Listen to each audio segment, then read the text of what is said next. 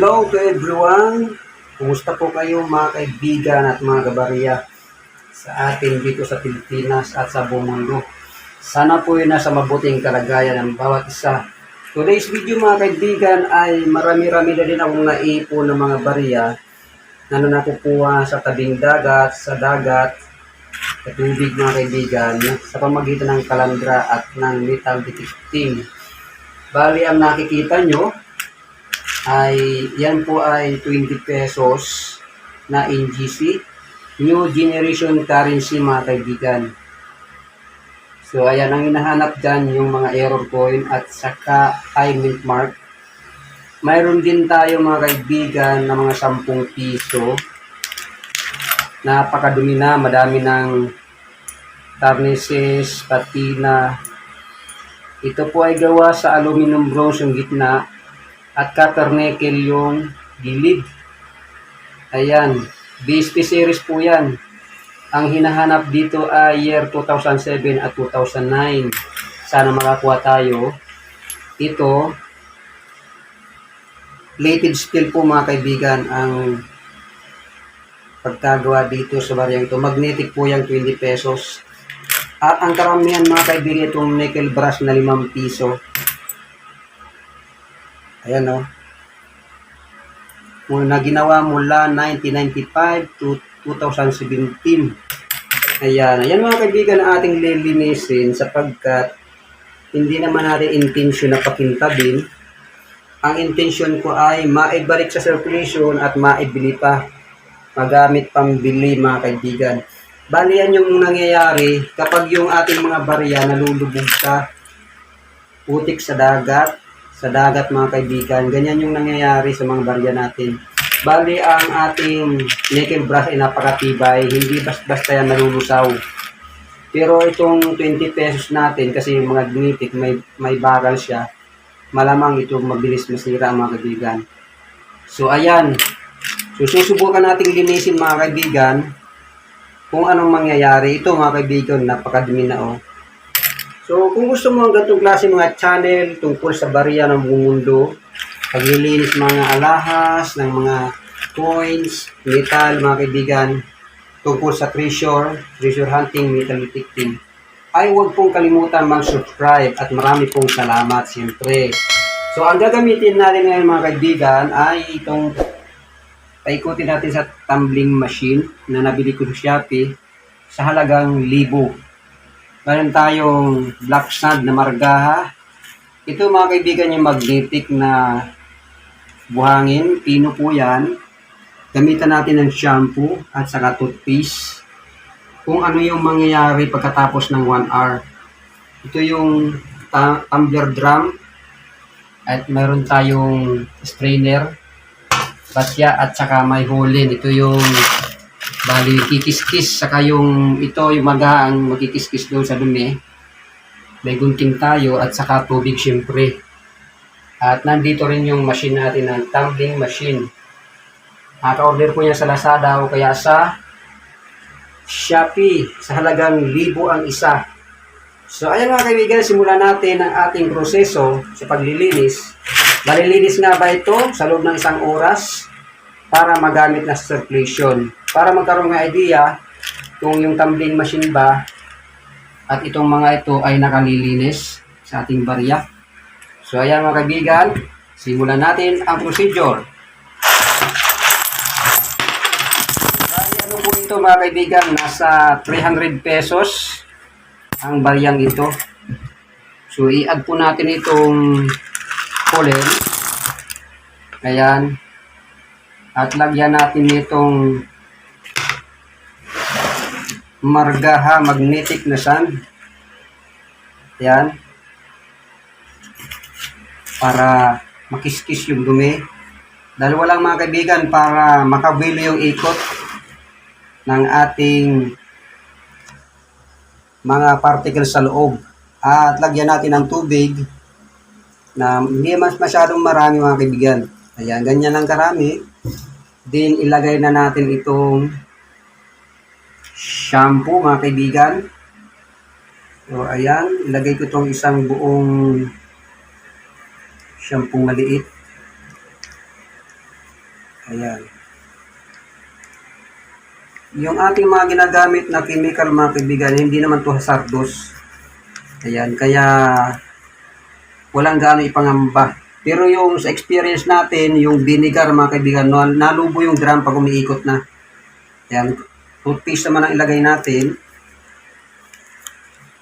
Be careful po pag yung vinegar kasi nalubo yung ating drum pag ginagamit natin yung vinegar sa paglilinis.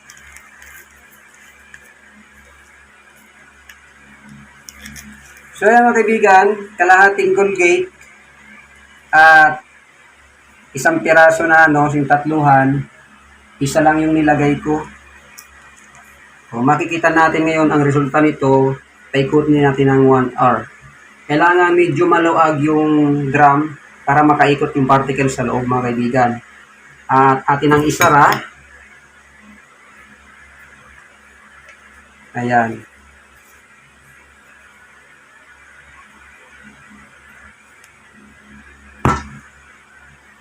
Yan, naisara ko na. Then itong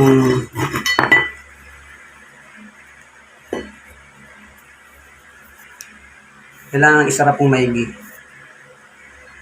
Saka ito yung lock sa ibabaw.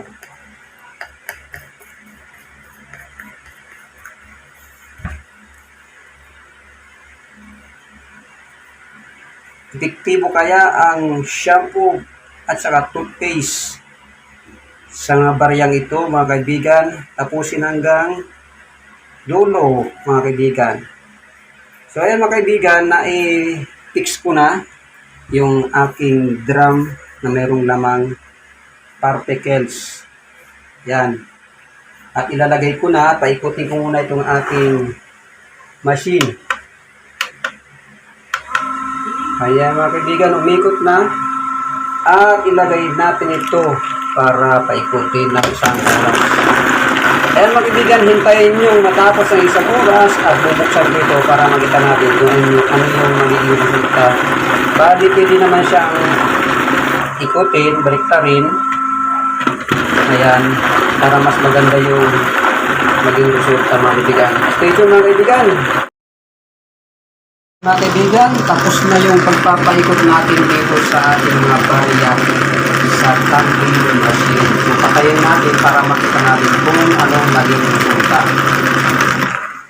So, ayan mga kaibigan, ang ating nililinis na mga 10 peso at saka mga 5 piso. Ayan. So, buksan na natin mga kaibigan para ating makita kung epektibo ba yung toothpaste may kasamang shampoo sa paglilinis ng coin sa paggamit ng tumbling machine. Ayan. So, buksan natin mga kaibigan. Ayan mga kaibigan, buksan ko na. Ayan yung itsura ng nilinis natin na mga coins. Yun yung mga dumi. Ayan mga kaibigan. At ilagay natin dito sa strainer. So ito po ay hindi na ginagamit, sira na to. Lagay natin dito.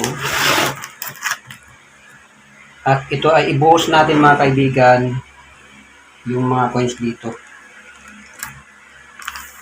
Tingnan natin kung maganda yung resulta.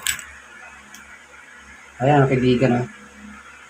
Isang oras ko lang ito pinaikot mga kaibigan.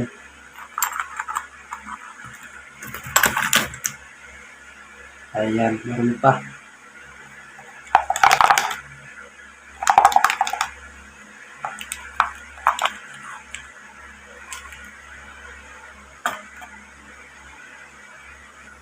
So ayan mga kaibigan, oh. Kung mapansin mo, yung dating madudumi kanina ay medyo ayan, hindi pa natin busan. So nagbubuo ko ng tubig para makita nyo yung resulta ng ating ginawang paglilinis gamit ang tumbling machine saka yung shampoo and toothpaste. Kaya kaibigan, binubusan ko na. Pagmasdang maigi kung anong nangyari. Ayan, oh. So, ayan mga kaibigan, kitang-kita yung resulta, oh. Nalinis yung coin. Ayan. Kundi pang buhos.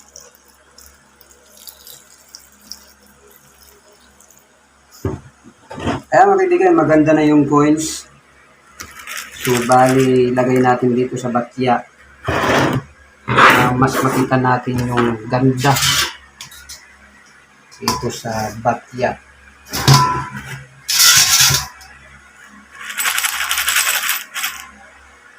So, ayan mga kaibigan. Ayos na, ayos na. Tanggalin natin mga kaibigan itong mga jolen. Para maiwan na lamang yung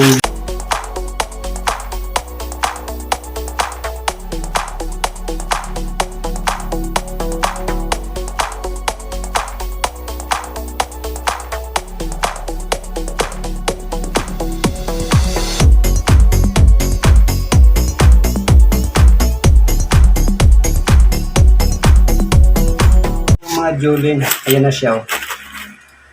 So, buhusan natin ng tubig. Uli.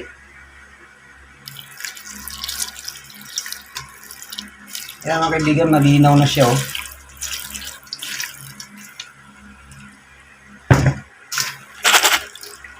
Ayan mga kaibigan, oh. Ganyan na siya gaganda. So, ayan. Pag sobrang dumi ng iyong mga barya, ganyan ang gawin mo using tumbling machine. Ayan, oh. Yung 20 pesos ay luminaw. Ayan, oh. Maganda na siya. At yung mga 5 piso nalinis na. Ito po yung resulta sa isang oras na paglilinis. Yan, mayroon din namang mga iba na hindi ganong nalinis, yung sobrang itim na. Pero may pagbabago mga kaibigan, oh. Pero karamihan sa mga barya nating na nalinis ay gumanda rin naman mga kaibigan.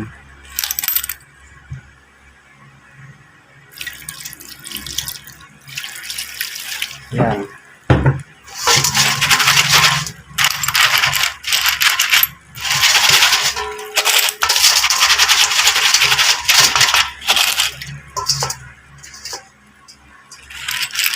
So ayan mga kaibigan, maganda yung resulta niya. May pailan-ilan lang na medyo madumi, pero nalinis na talaga pa mga kaibigan. Ayan, ito yung masyadong matigas ang pagkakapit ng dumi.